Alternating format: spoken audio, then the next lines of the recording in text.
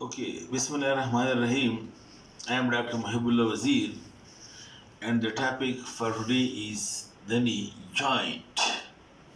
Look, this knee joint or this knee joint, it is a synovial joint of modified hinge variety.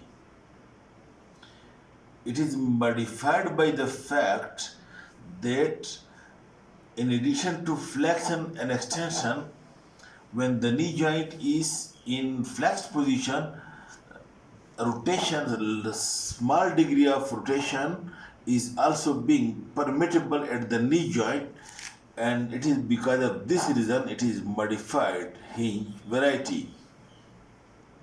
It is the largest joint in the body, and when you are standing, it is the weight bearing joint over here, and it is also a compound joint because over here there are two joints. Some people call it as three joints because one joint is between the two condyles of inferior surface of two condyles of femur and two condyles of tibia.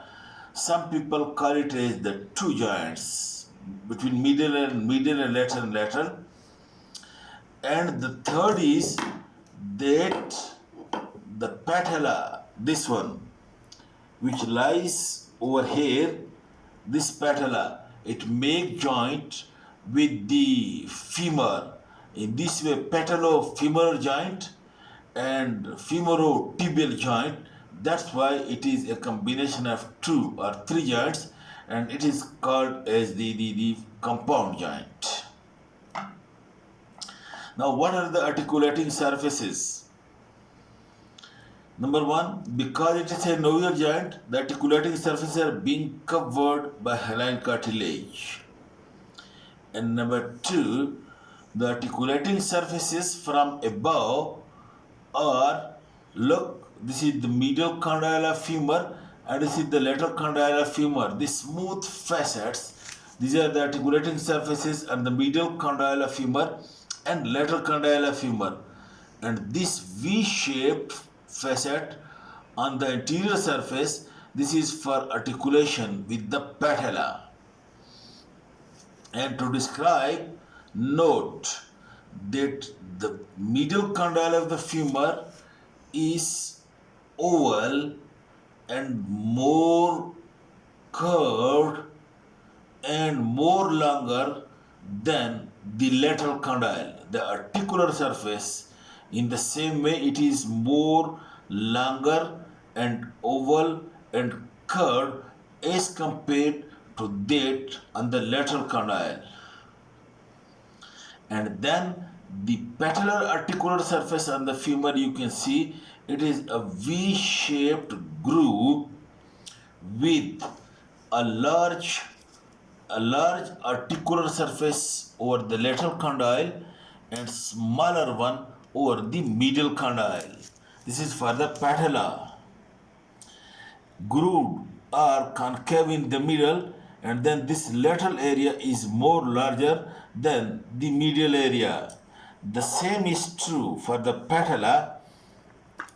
When you look at the patella, make it close. The patella is having a median ridge. This ridge, it is having a median ridge which fits to this concave area, this one. And then sloping away from this ridge, one is this surface which is for the medial condyle and one is this surface which is for the lateral condyle. Look, this one is for the medial condyle and this one is for the lateral condyle. The one on the lateral condyle is larger than the one on the medial condyle of the femur, and this is the patellofemoral joint present over here, and it is a sellar or saddle type joint over here on the anterior surface of the femur and the posterior surface of the patella. Okay, correspondingly, you note Correspondingly, you note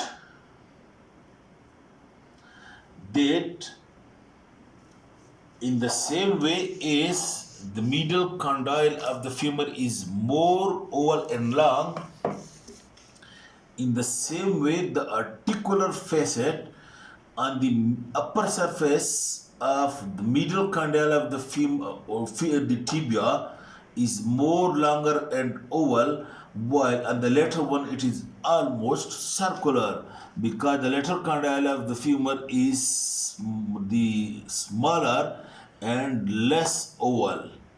Correspondingly, the later one you can see on the tibia, it is almost circular, while the medial one it is oval.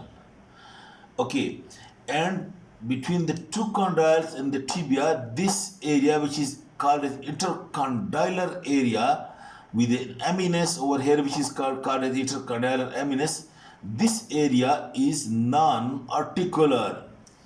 In the same way, between the two condyles of the femur, this area is also non-articular. That's why you can see it is rough. It is not so smooth as this area. This area is rough. This is intercondylar area, and this area, this intercondylar area is also rough, and it is for the attachment of the ligaments, which we will discuss later on.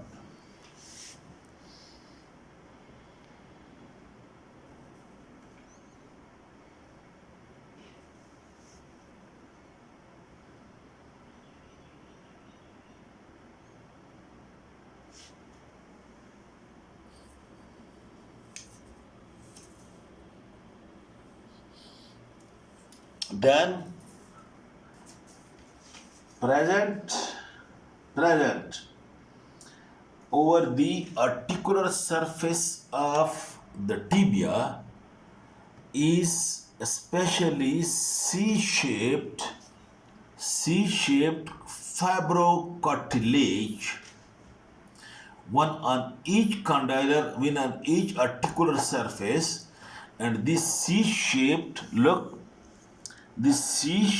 fibrocartilage present at the femur tibial condyle.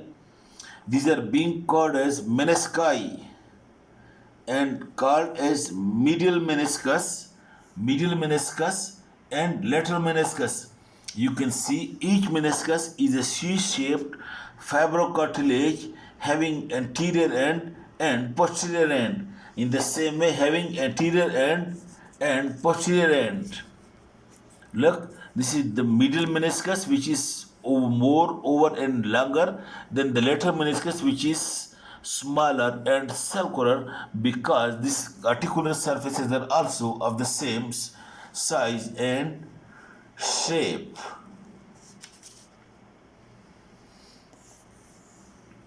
Now these menisci, you can see it also over here. Look, this is the fibrocartilage or menisci being present over here on the upper surface of especially the lateral or peripheral margins of the tibial condyle, and these menisci which are present over here, it number one, it deepens these articular facets by the attachment of the menisci over here and over here. It deepens this articular surface to accommodate the condyles of the femur. And number two, it is said that it acts like a shock absorbers while jumping and or landing on the ground from high area from the jump. And when you're landing on the ground, that they absorb the shock which is being given to the foot by the ground. And third, people also say that it is having the proprioceptive or sensitive fibers, and it helps in proprioception with the sense of position of the joint, although the proprioception function is mostly performed by the capsule, which is richly supplied with the nerves. but it is also some part of proprioception is being done by these menisci. Now these menisci are avascular, but the peripheral margins of the menisci, these peripheral parts of the menisci, these is having blood supply from the capsule, because the capsule is present over here. So this peripheral part of the menisci will be having blood supply from the capsule, although the menisci by itself, these are avascular. Now in this way, there are two menisci made up of fibrous cartilage. Look, number one, this is medial meniscus. The medial meniscus, again you can see it is C-shaped. It is having the interior end which is called as anterior horn, and the posterior end which is called as posterior horn. Okay, now this anterior end and this posterior end, look, these are being attached, look over here, to this impression. The anterior horn is attached above or anterior to the intercondylar eminence over here, and the posterior end is being attached below to the posterior part of the intercondylar eminence over here. The two ends are being attached over here to the above and below this intercondylar eminence, and one line, look, this posterior end is attached just anterior to the posterior cruciate ligament, and this one is attached just anterior to the anterior cruciate ligament. This you can see it over here. Look, this is the intercondylar area, and look, this is the attachment of anterior cruciate ligament in the intercondylar area. This is the attachment of posterior cruciate ligament. Can see? Please. This is the attachment of anterior cruciate ligament, and this is the attachment of posterior cruciate ligament over here. We will study in detail later on the ligaments, but just to understand.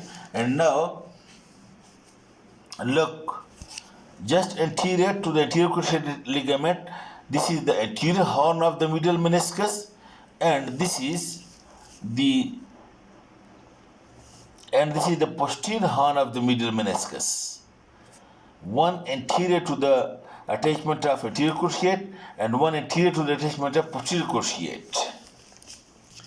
Just to make it simple for you, that the medial meniscus anterior horn, anterior end is attached over here, anterior to the anterior cruciate ligament, and the posterior horn is attached over here in the intercondylar area, anterior to the posterior cruciate ligament. And over here along the medial margin, this medial meniscus is being attached to the deep surface of the capsule, which is present over here. To the deep surface of the capsule which is present over here around the joint, this medial meniscus is being fused to the deep surface of the capsule. And this attachment of the margin of the medial meniscus to the capsule, these fibers which connects the two, is also being called as the coronary ligament. The coronary ligament is these few fibers that connects the medial margin of the medial meniscus to the capsule. Also, this medial meniscus is being in contact with the tibial collateral ligament of the knee joint, and over here the capsule is more thickened. And then the lateral meniscus, you can see over here, the lateral meniscus, which is smaller than the medial meniscus, it is also having the anterior and posterior ends, which are called anterior posterior horns, and these two horns of the anterior posterior meniscus, that are attached just above and below the intercondylar eminence. Look, just look this small facet. Can you see this small facet? This is for the anterior end of lateral meniscus. In the same way, this small facet for the posterior end of medial meniscus. You can see it over here. Look, this is the intercondylar eminence, and these are the two ends which are just above and below the intercondylar eminence. The anterior and posterior horns or anterior and posterior ends of the lateral meniscus are being attached over here.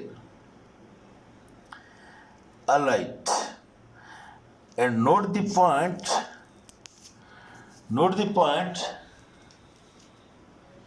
that the posterior lateral border of the lateral meniscus, number one, over here it is not attached to the capsule as the medial one was attached, but at the posterior lateral part, over here the lateral meniscus is being attached. The lateral meniscus is being attached to the tendon of popliteus muscle, which lies over here intra-articular. The popliteus muscle over here lies inside the capsule or inside the gyroid cavity from posterior lateral part of this lateral meniscus, and over here this popliteus muscle is being attached to this posterior lateral margin of the lateral meniscus. And then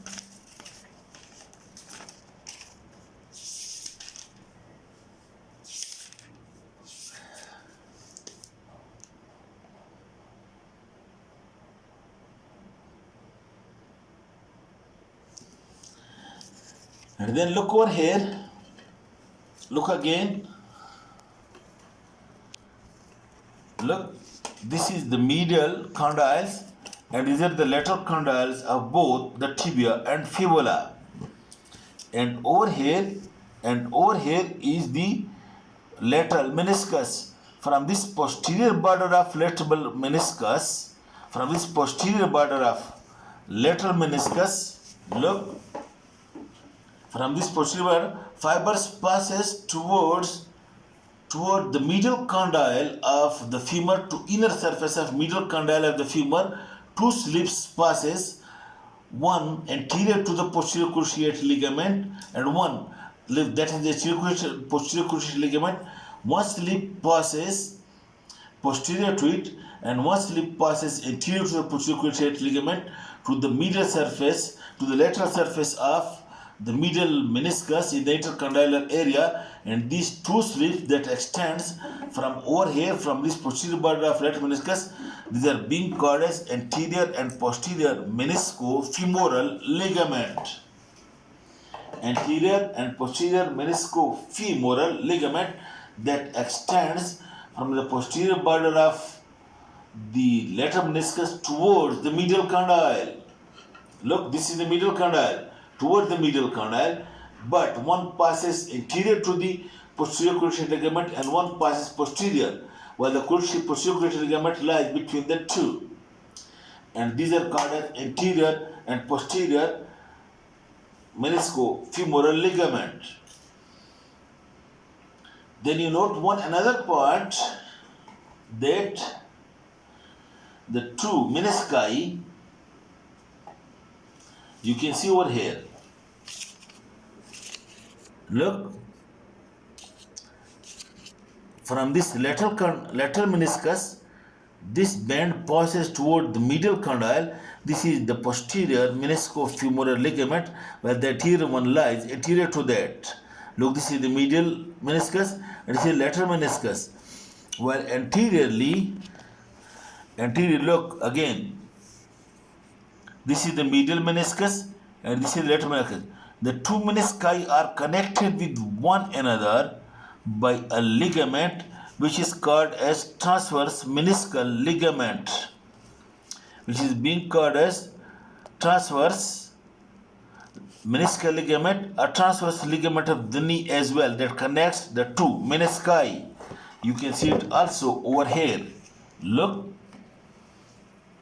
this is the lateral meniscus and this is the medial meniscus, and these two menisci are being connected with one another by this ligament, which is called as intermeniscal ligament or transverse meniscal ligament or transverse ligament of the knee joint.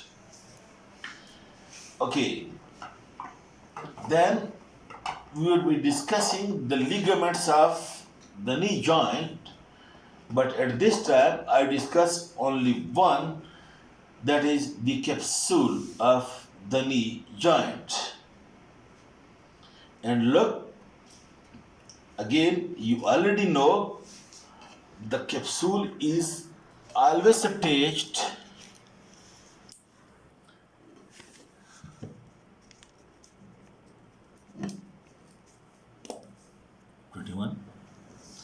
the capsule is always attached to the margins of the articular surfaces.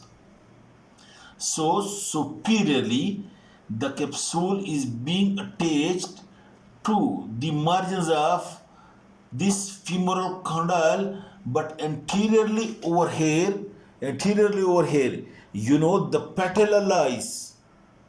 So the capsule is attached to the margins of the femoral condyle, and then look, over here lies the patella. It is attached to the margins of the patella, but below the patella, in this area, there is a big perforation or deficiency in the capsule, and through this perforation, the suprapatellar bursa, big bursa lying over here, is fully connected to the knee joint cavity.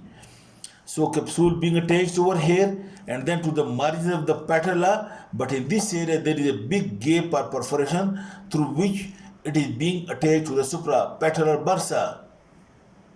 That's why you note the point that in acute arthritis, if there is effusion, this area, that is the suprapatellar bursa, it also becomes swollen. You note in the patient also that over here there will be swelling and there will be fluid or effusion in the suprapatellar bursa, because over here the joint cavity is being connected to the suprapatellar bursa.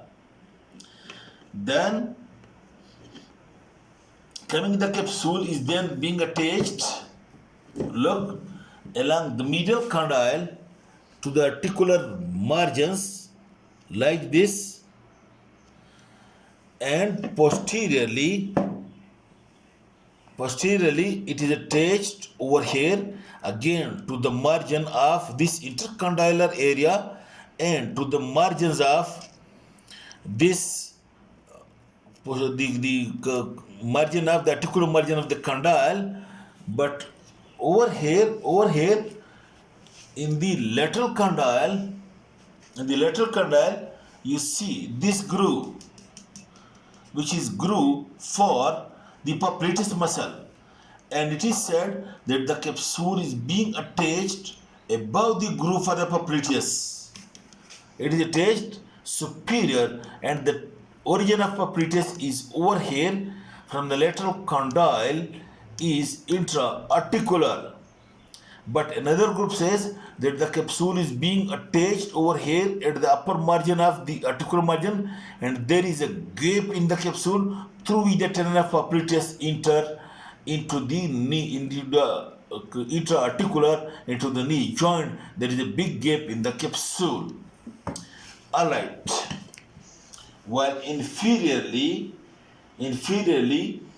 the capsule is being attached again, you can see to the margins of the condyles of the tibia, and then you look coming over here to the tibial tuberosity, and then attached to the margins over here and the margins of this posterior surface of the tibial condyle, but along the lateral condyle over here, because the popliteus muscle want to enter into the joint cavity, so also over here there is a one hole or perforation or gap in the joint capsule, and then coming like this, the capsule is being attached over here to the margins of the medial condyle, and over here on its deep surface the capsule is being attached to the margin of the medial meniscus.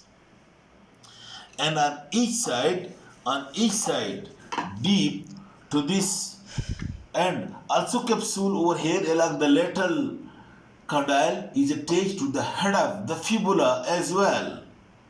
In this way, it's very easy. The capsule is attached all around to the articular margins. Only anteriorly, there is one gap over here for the suprapatellar bursa, and along the lateral surface of lateral condyle, there is a gap for the popliteus muscle, and along the posterior side of the tibia lateral condyle over here, there is a gap for the popliteus muscle. And then along the medial margin, it is being attached to the meniscus, and over here being attached to the tibial tuberosity, and over here being attached, look, the capsule is attached to the margins of this patella. And note the deep to this tibial collateral ligament over here. Look, this tibial collateral ligament and medial, the capsule is being slightly thickened. Alright, then because the knee joint is a weight bearing joint, important joint, that's why the capsule of the knee joint is being strengthened. Note this point, by fibers. Look over here, by fibers coming from this vastus medialis muscle, which is attached directly to the capsule. Some fibers, and some fibers are being attached from the vastus lateralis directly to the capsule. And also the quadriceps tendon, it passes superficial to the capsule, and from posterior side, this semimembranosus muscle also, when it comes over here, it also, some of the fibers gets attached to the capsule, which gives strengthening to the capsule of the knee joint. Okay, this is about the capsule, and in the next lecture then we will discuss the ligaments and then the movements of the knee joint. Of course, it is a little bit complicated, but hopefully inshallah I will make it easy for you. Don't worry, you study this today, and the next we will discuss the ligaments and the movements in the next lecture. Thank you very much.